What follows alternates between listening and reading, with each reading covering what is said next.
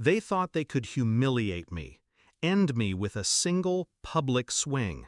Effective immediately, your employment is terminated, the CEO announced at the town hall. His smile was sharp, rehearsed, meant to draw blood. 100 faces turned toward me. Some looked away. A few smirked. Most stayed frozen, grateful it wasn't them. I didn't flinch. I just reached for my phone. One form, one submission. Status change, inactive. My compliance certification, my license, revoked their ability to operate. A red flag rippled across the system. Contracts froze. Work stopped. $100,000 bled every hour. By the time security walked me out, I knew the countdown had started. Flashback, the first meeting. I once believed in him, the CEO. He'd shaken my hand on my first day, his grip firm, his eyes lit with that evangelical promise founders have. "You're the shield," he'd said. "Our integrity rests on you." I built everything. The controls, the safeguards, the invisible architecture that let investors sleep at night. I gave them my nights, my weekends, my faith. And in return, he cut me loose in front of the whole company. No warning, no severance, no respect. Just the phrase, "at will." But betrayal is a funny thing. It hurts less when you realize you were the only adult in the room all along. The discovery. I should have seen it sooner. The shortcuts, the signatures forged in haste, the endless push to close deals first, clean up later. Then I found the emails.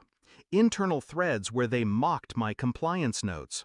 "Paper tiger," they called me. "She'll bark, but we can override." That was the moment something inside me went cold. They thought rules were decoration, that I was a wall they could paint over.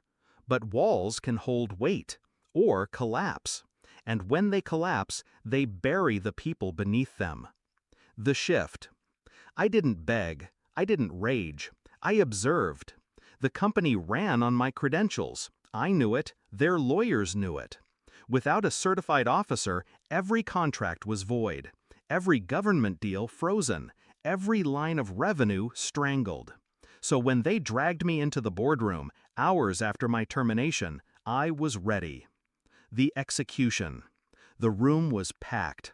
Mahogany table, 12 men in suits, faces shiny with sweat. The CEO pointed at me, his voice already raised. "You think you can sabotage us? Do you know what you've done?" I stayed seated, hands folded. Calm. "Yes," I said. "I stopped you from breaking the law." The board shifted in their seats. A few eyes flicked toward the general counsel. That's when it happened. The lawyer's face drained of color. He grabbed the CEO's arm, urgent, almost panicked. "Sir, stop! She's the only one who can reinstate us." The room went silent. You could feel the gravity shift. Power had changed hands, and everyone knew it. The confrontation. The CEO leaned across the table, trying to reclaim ground. His jaw tight, his voice low. "You wouldn't dare hold this company hostage." I met his eyes. "I don't have to. You did this to yourself. I just pulled the fire alarm." He wanted to shout again, but every time he opened his mouth, the lawyer cut in, legal jargon spilling like sandbags in a flood. Exposure, liability, SEC, indictment, words that carried real teeth. One director whispered, "How long until we bleed out?" The lawyer answered without looking up, "We already are." I sat there, silent, watching the realization dawn. The same board that applauded my firing that morning now stared at me like I was oxygen. The payoff. I could have reinstated them. With one form, I could have stopped the hemorrhage, but I didn't. Instead, I let the silence stretch. Let them sweat.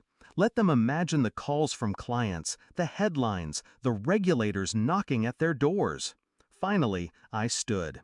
"You fired me at will," I said, smoothing the papers in front of me. "Now you can live with the consequences, at will." And I walked out.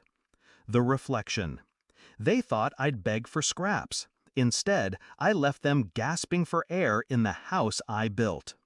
In the weeks that followed, the news broke. Government contracts dissolved. Investors fled. The CEO stepped down to spend more time with his family. Quiet words for public disgrace. I didn't celebrate. Revenge wasn't a toast. It was a reckoning.